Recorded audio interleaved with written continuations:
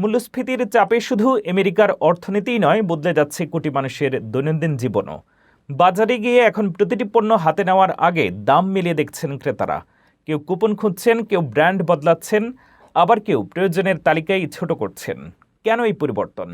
আর বিশেষজ্ঞরা ভবিষ্যৎ নিয়ে কী সতর্কবার্তা দিচ্ছেন? দেখুন বিস্তারিত প্রতিবেদনে। স্বপ্নের দেশ আমেরিকায় গিয়ে সাধারণ মানুষ এখন গাড়ির কিস্তি বা বাড়ির ভাড়া নিয়ে যতটা না দুশ্চিন্তায় আছেন, তার চেয়েও বেশি ভয় পাচ্ছেন এক সপ্তাহের গ্রোসারি বা বাজার করতে গিয়ে। সুপারমার্কেটের চোখ ধাঁধানো র্যাকগুলো ঠিকই আছে, কিন্তু সেখানে থাকা খাবারের গায়ে যে প্রাইস ট্যাগ ঝুলছে তা দেখে পকেটে রীতিমতো ছ্যাঁকা খাচ্ছেন আমেরিকানরা। এ যেন এক নীরব মহামারী। সরকারি তথ্য বলছে, গত 7 বছরে যুক্তরাষ্ট্রে খাবারের দাম বেড়েছে গড়ে 33%। গত 50 বছরের ইতিহাসে খাদ্যপণ্যের বাজারে এত বড় চড়া দামের ধাক্কা আর কখনো আসেনি। মহামারী শেষ হলেও বাজারের আগুন নেভেনি। শুধু গরুর মাংসের কথাই ধরুন, 2019 সালের তুলনায় এর দাম বেড়েছে প্রায় 79%।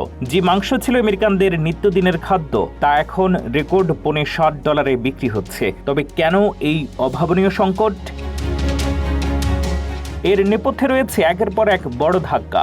বিশ্বজুড়ে জ্বালানি আর পরিবহন খরচ বৃদ্ধি, আমেরিকার খামারগুলোতে খরা ও গবাদি পশুর রোগ এবং ইউক্রেন যুদ্ধের কারণে খাদ্যশস্যের সাপ্লাই চেইনে ধস। সব মিলিয়ে উৎপাদন থেকে শুরু করে আপনার থলি পর্যন্ত পৌঁছতে প্রতিটি ধাপে বেড়েছে খরচ। আর্থিক বিশ্লেষকরা তো স্পষ্ট বলেই দিয়েছেন, পুরনো সস্তা দিন আর ফিরবে না। এই আকাশ ছোঁয়া দামই এখন তাদের নতুন বাস্তবতা।